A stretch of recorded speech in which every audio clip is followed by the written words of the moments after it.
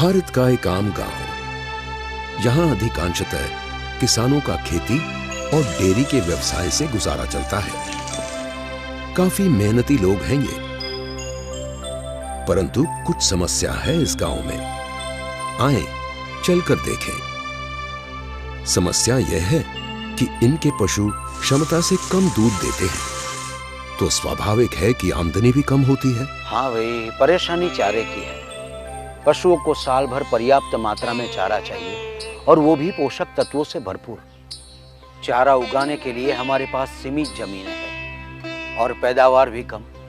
खरीदा हुआ चारा और पशु आहार महंगा पड़ता है। इसे साल भर पशुओं को पेट भरकर खिला भी नहीं सकते।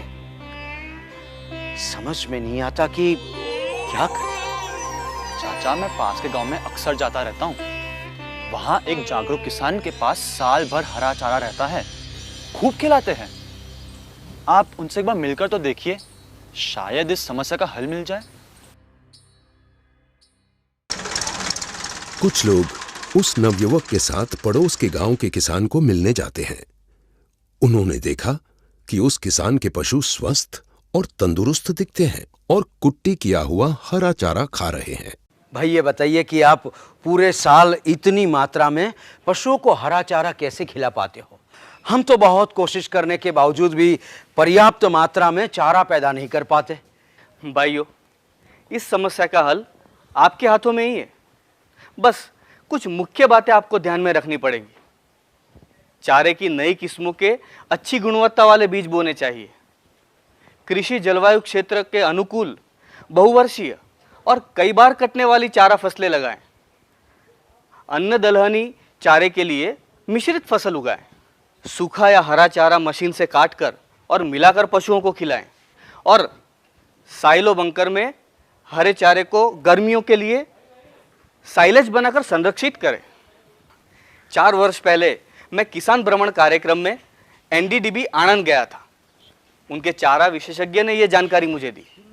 आप भी अधिक जानकारी के लिए अपने निकटतम चारा विशेषज्ञ से संपर्क करें। इसके बाद मंडली के कुछ सदस्य अपने निकटतम चारा विशेषज्ञ से मुलाकात करते हैं और अपनी समस्याएं बताते हैं। चारा विशेषज्ञ ने विस्तृत जानकारी दी। अधिक पैदावार के लिए चारा उत्पादन में संस्तुत कृषि विधियों के साथ विभिन्न चारा फसलों की उन्नत किस्मों के प्रमाणित या सत्यापित बीजों का इस्तेमाल करें, जैसे कि बरसीम के लिए वरदान या BL1, रिजका की आनंद 2 या आनंद लूसन 3, ज्वार की पंतचरी 5 या HJ 513 और मक्का की अफ्रीकन टाल या J1006। वर्ष भर हरा चारा उत्पादन के लिए साल में 7 से 8 बार कटने वाली बहुवर्षीय चारा फसलें जैसे संकर नेपियर घास की को4, BNH 10 और गिनी घास की को2, बुंदेल गिनी 2 किस्मों को लगाएं तथा खेत की मेड़ों पर मोरिंगा, ग्लिरिसीडिया, शेवरी, अगस्थी और खेजड़ी आदि चारे के पेड़ लगाने चाहिए। कृषि जलवायु क्षेत्र के अनुकूल अधिक उत्पादन देने वाले चारा फसल चक्रों को अपनाना चाहिए, जिससे सीमित जमीन पर हरे चारे की पैदावार बढ़े।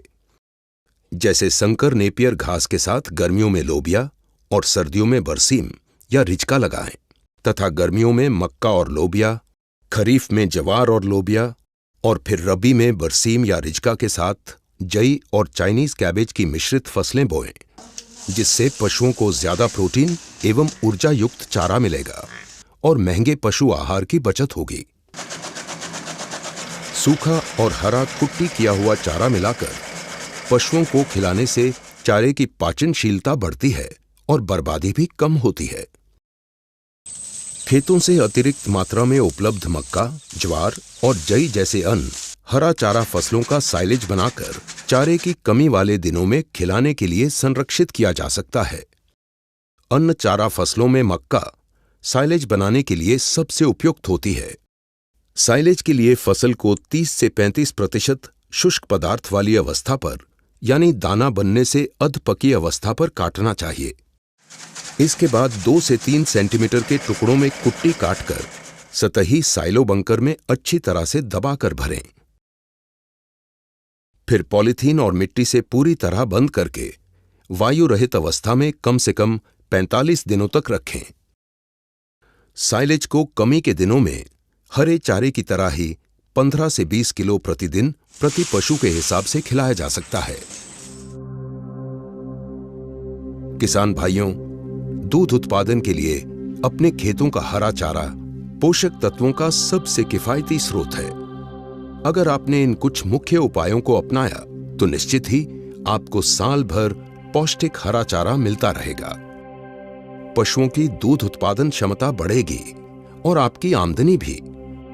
याद रहे, आपकी समस्या का हल आप ही के हाथ में है।